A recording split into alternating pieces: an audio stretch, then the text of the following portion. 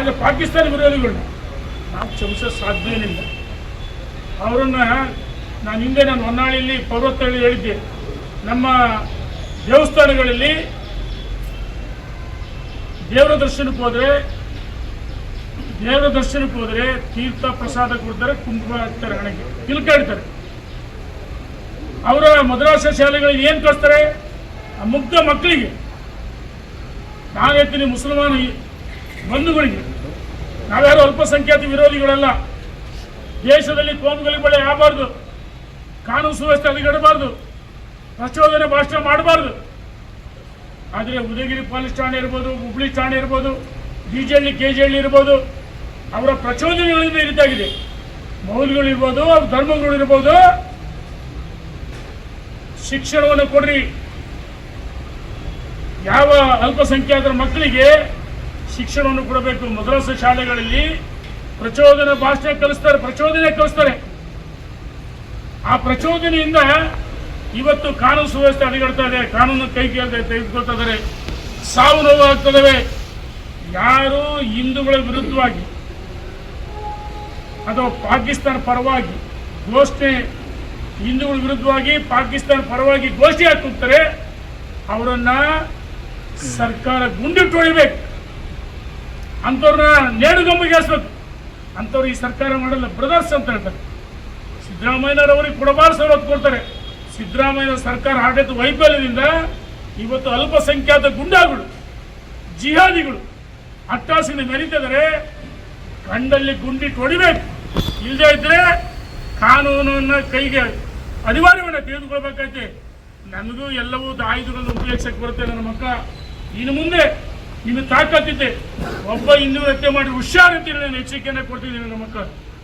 ಆದ್ರಲ್ಲೂ ಎಲ್ಲ ಅಲ್ಪಸಂಖ್ಯಾತ ಗುಂಡ ಅವ್ರು ಎಲ್ಲರೂ ಭಯೋತ್ಪಾದಕರಲ್ಲ.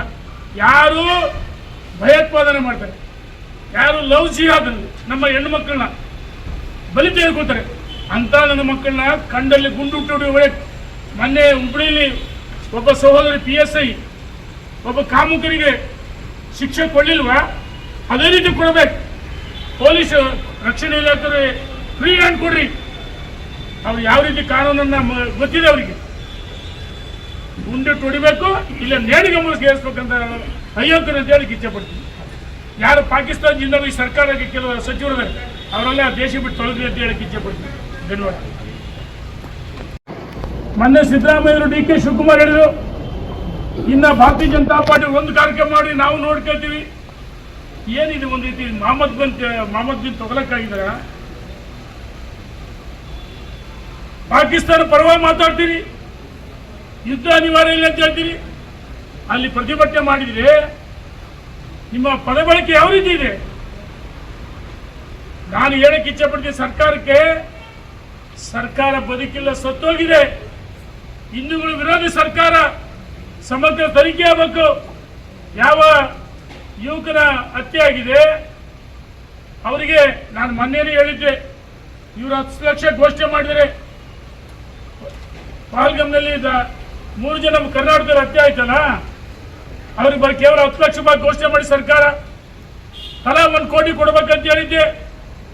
ನೆನ್ನೆ ದಿವಸ ನಮ್ಮ ಸುಹಾಸ್ ಶೆಟ್ಟಿ ಒಬ್ಬ ಹಿಂದೂ ಯುವಕ ಬರ್ಬರ ಹತ್ಯೆ ಆಯ್ತಲ್ಲ, ಇವತ್ತು ನಾವು ಹೇಳ್ತಿದ್ದೀವಿ ದುಷ್ಕರ್ಮಿಗಳಿಗೆ,